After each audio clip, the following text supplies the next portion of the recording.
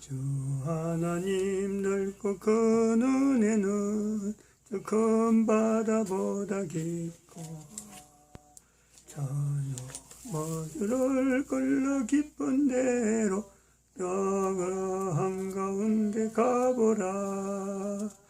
언덕을 넘어서 장파에 배 띄워 내 주 예수님 은혜의 바다로 내 맘껏 져가라. 아멘. 하나님 말씀 창세기 4장 16절 17절입니다. 두 절 합독합니다. 시작. 가인이 여호와의 앞을 떠나 나가 에덴 동편 노 땅에 거했더니 아내와 동침하니 그가 잉태하여 에녹을 낳은지라. 가인이 성을 쌓고 그 아들의 이름으로 성을 이름하여 에녹이라 하였더라. 아멘.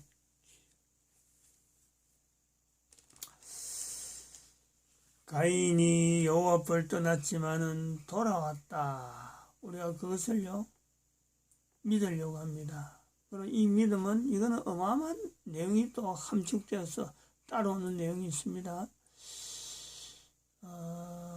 가인이 여호와 앞을 떠났지만은 예수님이 오시기 때문에 내가 하나님 앞에 돌아갈 수 있는 환경이 되므로 가인보다 훨씬 내가요 악하면 악했지. 가인은 아무것도 아닐 거예요 아마.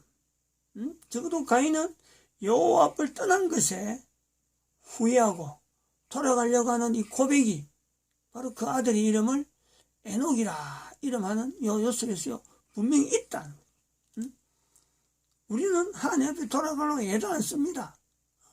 에녹이 아주 가인이 애쓴 만큼 애쓴다면요 참 우리 인간들이 만약에 우리 모든 인간들이 이라면 그건 바로 천국이지만은 얼마 정도 참 이 가인처럼 여호와 앞을 떠났던 것에 대해서 그리고 거기에서 여호와 앞을 떠나보니까 10편, 119편, 29절, 104절, 128절, 163절에 있는 것처럼 거지랭이가 있잖아요. 거지랭이. 여호와 앞을 떠나면 바로 거지랭이가 바로 달아붙어요.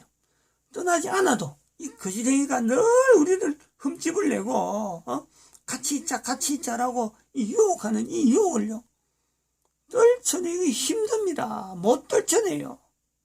그거 하나씩 이렇게 탁탁 끊기는 것은요 내가 분명히 거짓행위 앞에 노출되어 있는데 근데 그 거짓행위에 내가 빨려들지 않고 어느 정도 선에서 내가 탁 돌아선다 할 때 그거는요 인간 힘이 아닙니다.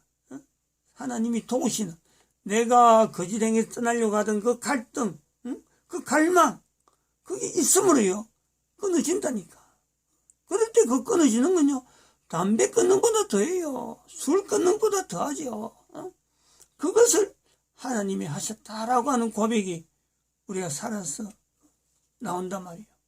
10편, 119편, 29절, 104절, 128절, 163절 한번 읽어봅니다. 거지랭이를 내게서 떠나게 하시고 주의 법을 내게 은혜를 베푸소서. 주의 법도로 인하여 내가 명철케 되었으므로 모든 거짓행위를 미워하나이다. 그러므로 내가 범사에 주의 법도를 바르게 여기고 모든 거짓행위를 미워하나이다. 내가 거짓을 미워하며 싫어하고 주의 법을 사랑하나이다. 오늘 이 화면에 아프가니스탄에 대한 내용을 이렇게 이었습니다. 이게 였는 이유는 이렇게 된 동기는 그렇죠. 이렇게 된 사회는 금년 지난달 8월 16일 날 아프가니스탄에 미군이 철수하면서 탈레반이 점령합니다. 그래서 아이고 대한민국도 이제는 미군 철수하면은 아프가니스탄 꼴이 되겠구나.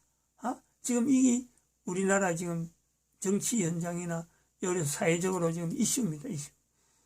지금 현재 9월 8일인데도 불구하고 그런 현상이에요. 이런 것이 지나갈 즈음에 8월 25일 날 아프가니스탄을 점령했던 이 탈레반이 한국에 있는 연합뉴스하고 어떤 인터넷으로 하던 매체로 하든지 했고, 이게 통화가 되었고, 한국의 경제 협력으로 도와달라. 한국에 도움을 요청했다는 거죠. 우리가 누가 중간에 중재한 사람 아무도 없습니다. 오늘 지금 자료가 이제 그 자료를 보게 될 거예요. 이게 진정성이 있느냐 없느냐 그런 겁니다. 이제 9월 1일자로 나오는 동영상인데, 그래서 이 8월 25일 날 이 자료를 우리가 들을 때 오늘 본문에 있는 이 내용, 창세기 4장 16절 17절에 가인이, 여호와 앞을 떠났던 가인이 돌아왔다. 그걸 우리가 고백하는 지금 이 시간에 계속해서 하고 있잖아요. 그거 현상이라는 거지. 그래서 아프가니스탄의 앞으로 국가 역사 정체성을 임마누엘로 고백하는 어마어마한 역사 있기를 바란다 하고 8월 25일 날쯤에 축복했죠.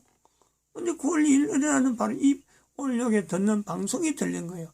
이게 진정성이 있느냐? 8월 25일 날 이거 자체가 그에 대한 자료입니다. 진정성이 있다 하는 자료로 나타납니다. 지금은 새벽에는 지금 9월 8일이니까 계속해서 9월 5일자로 와가지고 아프가니스탄의 국민정서 교육이 있으면 좋겠다고 이거는 추천하고 이거는 권장하는 내용인데 요거까지는 안 하고 오늘은 9월 1일입니다. 9월 1일 한번 들어보시죠. 이거 DC 멘토리에서 합니다.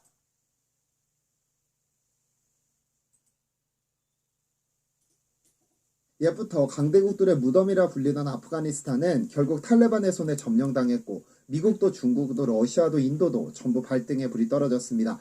그런데 아프간 점령 후 일주일 뒤 탈레반의 대외 홍보를 담당하는 최고위급 간부가 한국 방송국에 장문의 메시지를 보냈습니다.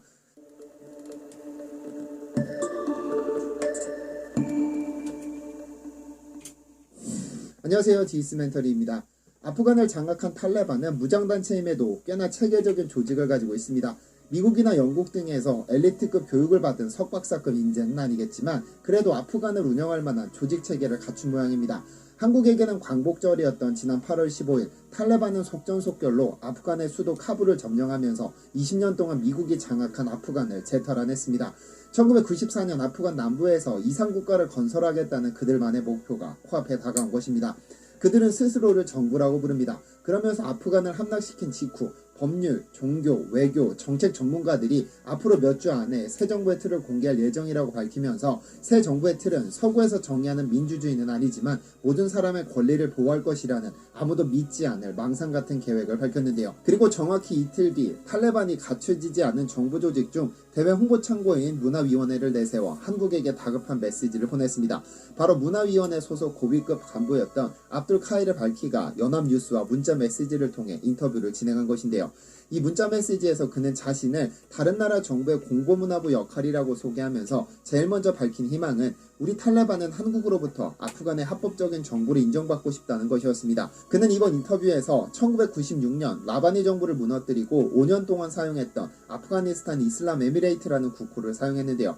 최근 아프간 사태에 대해 공식 입장을 표명한 것이죠. 이 발키라는 인물은 지난 17일 탈레반의 무자히드 대변인의 첫 공식 기자회견 때 바로 옆에 동석했던 인물로 이번 사건에서 꽤나 많은 역할을 했던 인물로 알려졌습니다. 그는 아프간 국민은 이제 외국 지배에서 벗어나 자기 결정권을 갖게 됐다면서 한국 정부가 아프간의 미래 정부와 돈독한 관계를 맺기를 바란다고 했죠. 특히 그가 큰 관심을 보인 것은 한국 정부와의 경제 교류였습니다. 그에 따르면 현재 아프간에는 리튬 등 손대지 않은 광물 자원이 풍부하며 한국은 전기차 배터리, 스마트폰 등등 전자제조업 분야에서 세계를 선도하는 국가로 아프간과 함께 서로의 이익을 위해 협력해 나갈 수 있다며 감언이설을 내놨는데요. 인터뷰 말미에서 그는 마음속에 고이 간직했던 희망까지 꺼냈습니다. 바로 한국 지도자와 경영인을 만나 경제적 교류와 인적 교류를 강력히 바란다는 것이었죠. 그런데 이 발키의 이 발언은 거짓이 아닙니다. CNN은 최근 아프가니스탄 전역에 묻힌 철, 구리, 금 등 광물을 비롯해 히토리와 충전용 배터리에 쓰이는 리튬 등 전체 매장량 가치가 무려 1170조 원에 달한다고 보도했습니다. 특히 아프가니스탄은 반도체와 같은 첨단 IT 제품의 필수적인 히토리 매장량이 최대 3000조 원에 이르는 어마어마한 규모를 자랑하는데요. 최근 중국이 신장 위구르 분리 독립에 지대한 영향을 미칠지도 모르는 탈레반에게 우호적인 제스처를 취하는 이유도 이 히토류 때문이라는 분석이 나올 정도죠. 중국은 현재 전 세계 매장량의 35%, 채굴량의 70%를 차지하고 있음에도 아프가니스탄에 3,500조 원 히토류가 탐났던 것으로 보입니다. 만약 이를 채굴해 중국이 소유한다면 첨단 IT 시대에 중국이 자원을 무기화해 영향력을 강화할 수 있게 되니까요. 어쨌든 중국의 이러한 제스처에도 불구하고 탈레반은 히토류와 리튬을 미끼로 한국 정부에게 경제협력을 요청해오는 상황인데요. 그런데 많은 네티즌들은 탈레반의 이러한 경제협력 요청은 자국에 파병됐던 여타 다른 국가들과 한국은 파병 전과 파병 후 현저히 다른 결과를 불러왔기 때문이라고 보고 있습니다. 대표적으로 이라크에 파병됐던 자이툰 부대가 대표적인데요. 이라크와 아프가니스탄은 이란을 사이에 두고 국경도 접하고 있지 않지만 미국은 2001년 아프가니스탄, 2003년 이라크를 각각 침공합니다. 당시 9.11로 인해 바닥을 쓸고 있던 지지율을 끌어올리기 위해 부시 전 대통령은 아프가니스탄 침공을 통해 9.11에 대한 복수를 했으나 큰 효과를 얻지 못했죠. 그러다 좀 더 가열찬 테러와의 전쟁을 진행하게 되는데요. 2002년 1월 한국이 월드컵 분위기를 고조시키고 있을 즈음 미국은 작정한 듯 이라크, 이란, 북한을 세계 악의 축으로 발표합니다. 이들 나라에 대한 철저한 응징을 천명하면서 현대판 십자군 전쟁을 부추겼었죠. 결국 2003년 3월 이라크를 침공합니다. 그런데 미국은 아프가니스탄을 침공했을 때도 이라크를 침공했을 때도 꼭 한국 정부에게 파병을 요청해왔습니다. 한국의 입장에서는 거절하고 싶어도 주한미군이 주둔하면서 북한이 거의 도발할 생각을 하지 못할 만큼 안보를 보장받고 있는 만큼 쉽게 거절할 수 없는 입장이었죠. 그래서 아프가니스탄에도 이라크에도 파병을 결정합니다. 우선 이라크에 파병된 부대는 자이툰 부대인데요.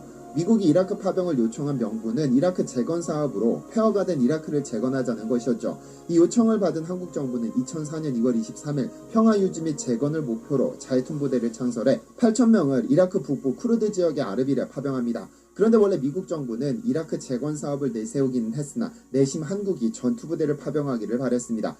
북한과의 대치 상황이 오래도록 이어지면서 한국에는 전투력을 차곡차곡 축적한 군인이 있었기 때문이죠.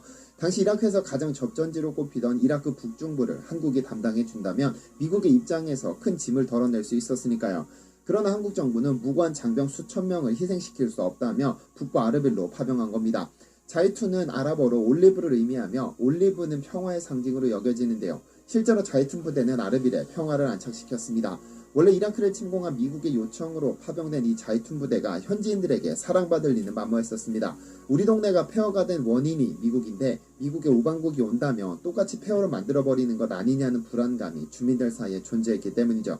하지만 자이툰 부대는 달랐습니다. 아르벨 지역에서 민간 지원 사업에서 만나는 모든 주민 한 명 한 명을 아버지처럼 어머니처럼 형처럼 동생처럼 친구처럼 대하면서 차갑게 얼어붙었던 주민들의 마음을 녹였고 서서히 친구로 만들어갔습니다. 자이툰 부대가 한 일은 큰 일은 아닙니다. 마을 어린이들에게 축구공을 나눠주었고 현재 어린이들을 위해 학교를 지어주고 도서관을 지어주었습니다. 그런데 자이툰 부대원들이 기타 다른 국가들의 파병군들과 달랐던 것은 한국인 특유의 예의를 중시했다는 점입니다. 현재 아이들에게 초콜릿이나 사탕을 줄 때 또는 현지 주민들에게 어떤 물품을 나눠줄 때는 공손하게 두 손으로 전달하고 꼭 손을 잡아주도록 교육받았습니다. 한국전쟁 때 미군이 아이들에게 초콜릿이나 껌을 던져주면 아이들은 그것을 땅바닥에서 주워야 했는데 이것은 그다지 좋은 기억이 아닙니다. 그래서 자이툰 부대는 최대한 교감을 나눌 수 있는 방법을 선택했었습니다. 우리는 보건소를 짓고 병원을 운영하며 아픈 사람들을 치료해 주었고 가진 것 없는 주민들은 감사의 표시로 각종 과일 등을 들고 와 두고 가기도 했습니다. 마을 곳곳에 매설된 지뢰를 제거하고 수도가 없어 물을 길어다 쓰는 이들을 위해 상하수도를 만들고 댐까지 건설해 주었습니다. 물론 이라크도 미국도 이 재건 사업에 돈을 투자한 것은 아닙니다. 한국이 자체적으로 부담했죠. 이 과정에서 물론 왜 우리 세금을 다른 나라에 퍼주냐는 비난이 있기도 했지만 이것은 하나의 전략이었죠. 게릴라전을 주로 펼치는 이라크 저항 세력의 입장에서 보자면 주민과 파병군 간의 갈등이 있어야 그 틈을 파고들 수 있는데 자이툰 부대와 주민들의 관계가 너무 끈끈해 도저히 설칠 수가 없었습니다.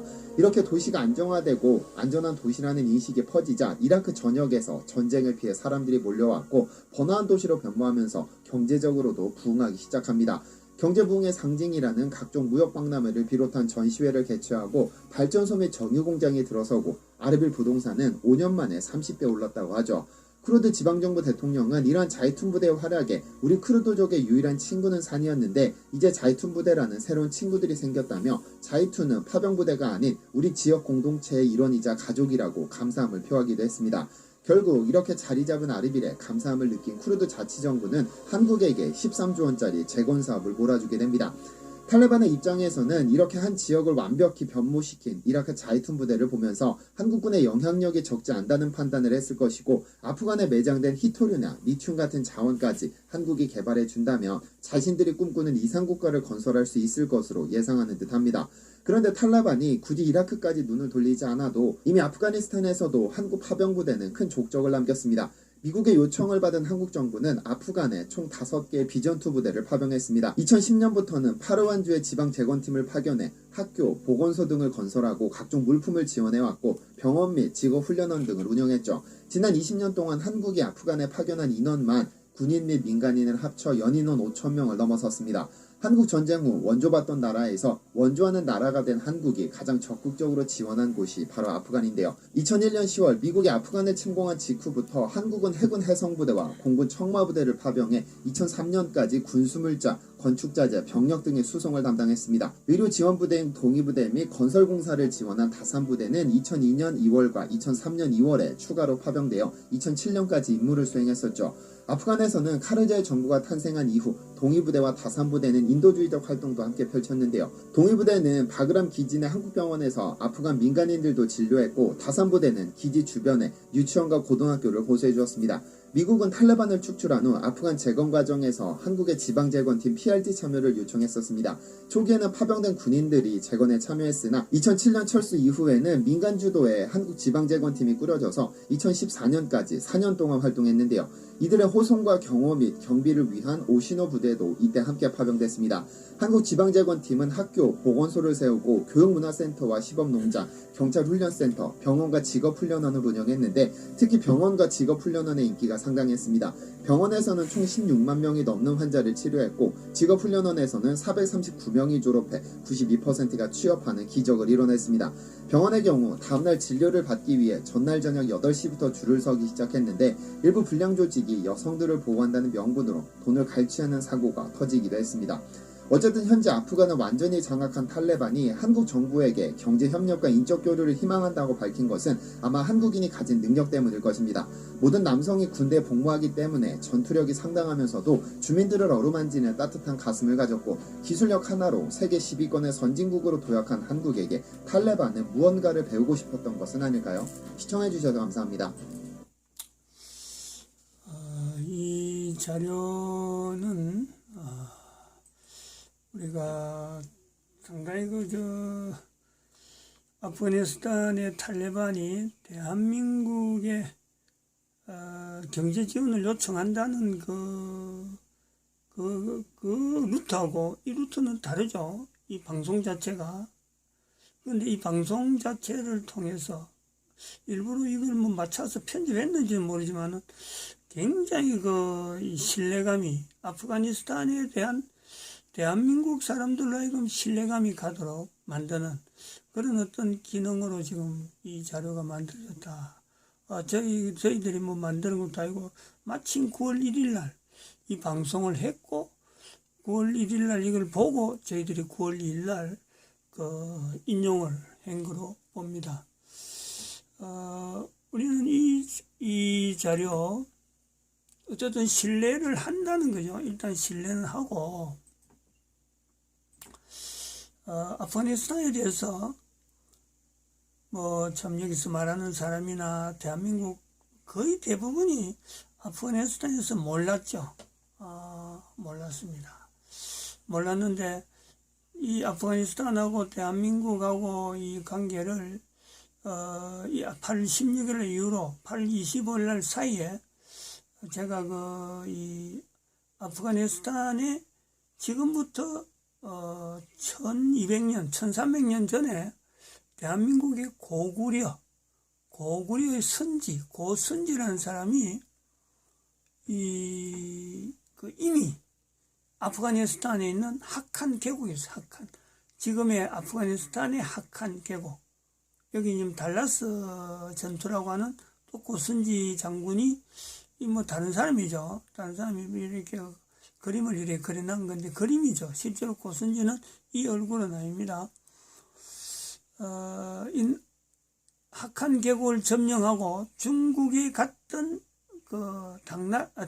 중국의 당나라 시대에 고구려가 이제 당나라한테 멸망당하고 포로 중에서도 이용 가치가 있는 포로를 중국에서 이 서쪽에 있는 이 변방에다가 배치를 해서 전투를 하게 만들고, 자기들의 한족들은, 그냥 편안하게 중앙에서, 이렇게 살던 그런 정치적인 어떤 상황 때문에 이 서쪽에,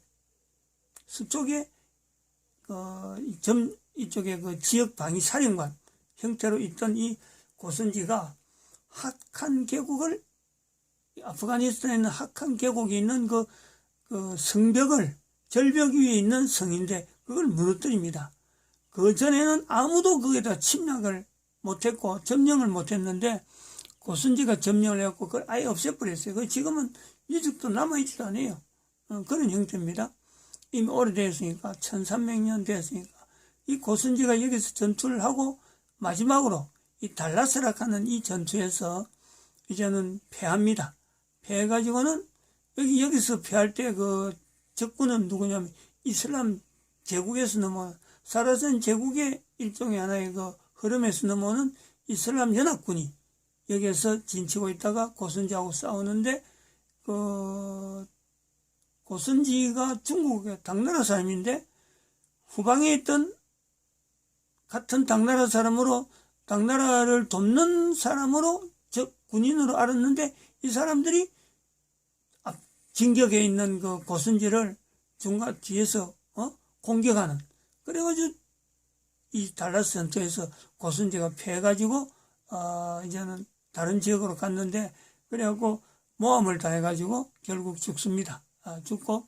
근데 이 달라스 전투가 왜 유명하냐면은 여기가 사마르칸트라는 지역에 요 지역에 여기 달라스 전투가 있는 요 지역에 이 달라스 전투 때문에 중국에 있는 제지 기술이 사마르칸트라는 지역에서 이 이슬람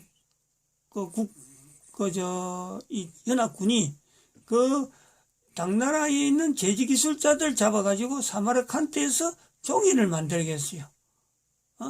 그전에는 유럽에는 여기 오기 전에는 전부 다 양피지. 종이 하나 만드는데 수십 년의 시간이 걸려야 글씨 쓸 수 있는 양피지가 되는데, 그래서 쓰는데 여기는 종이로 만들었으니까 굉장히 빨리 글 쓸 수 있는 재료들이 확보가 된단 말이죠.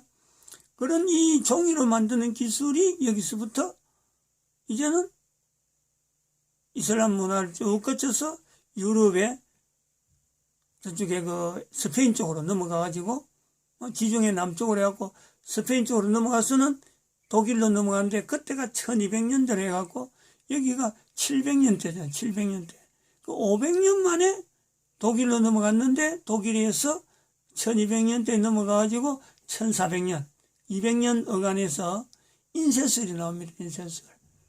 1400년, 1445년인가 1443년인가 그렇게 됩니다. 대한민국의 훈민정음이 이것보다 빨리 반포되든지 1443년에 반포되든지 아마 그래갖고 연대가 비슷해요.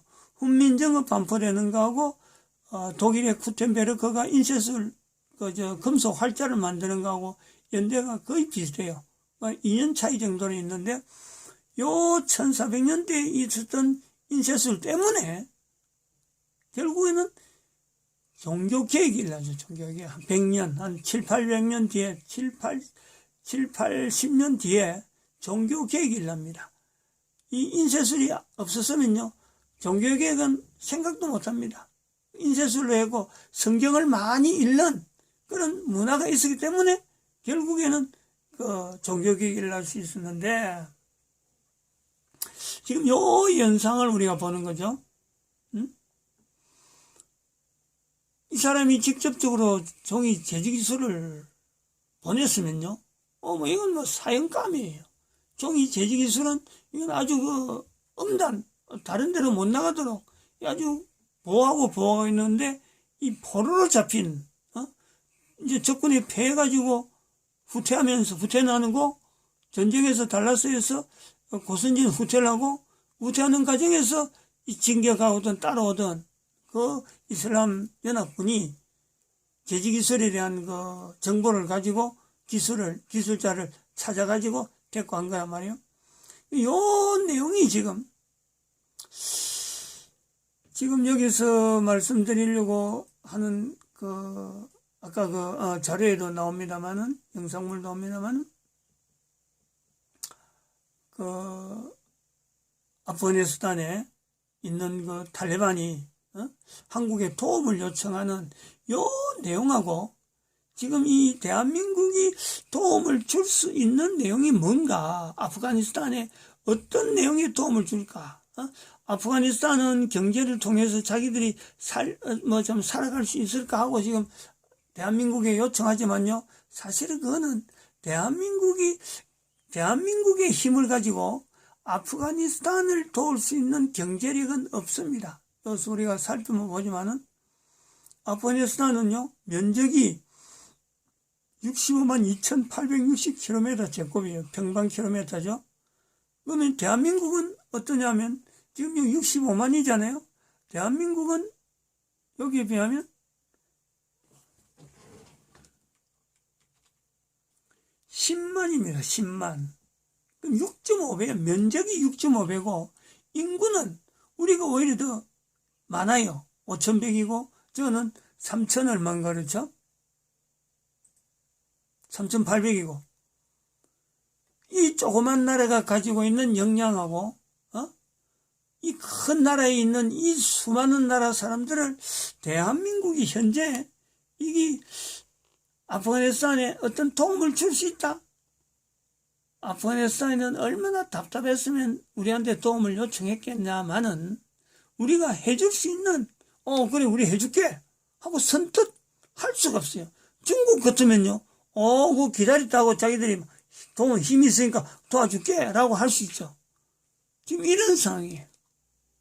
그래서 도움을 요청하는 그 상황하고 도움을 요청받은 대한민국과 그 관계는 고선지라고 하는 어떤 지금부터 1300년 전에 있었던 그 대한민국의 선조죠. 선조. 고선지라는 이름을 가진 그 사람이 남긴 것처럼, 사람들이 생각지도 못하고 대한민국 자체에서 도와준 것은 아닌 것은 분명하지만, 또한 대한민국으로 이름이 불려나가는 그런 어떤 이 관계성 때문에 아프가니스탄이 분명히 대한민국으로 이름하는 그 도움 때문에 아프가니스탄이 일어났다. 역사가 그렇게 흘러가지 않겠느냐. 좀 말을 이래 좀 버벅거리더라도 알았던 사람은 이거 좀 이렇게 알아서 이제 포장을 좀 해야 됩니다. 지금부터 1300년에 있었던 고선지의 걸음하고 현재 아프가니스탄에서 대한민국에게 이렇게 요청하는 그 사건하고를 이게 어떤 같은 연대로 비교를 해볼 수 있는 그런 어떤 현상이 있다. 하나의 예화가 될 수 있고 해결할 수 있는 어떤 분명한 것은 사람이 할 수 있는 방법이 아니고 하나님이 할 수 있는 방법으로 될 수 있는 길은 분명히 있다. 이 정도에서 우리가 가능성을 말씀을 드리고 마칩니다. 기도드립니다.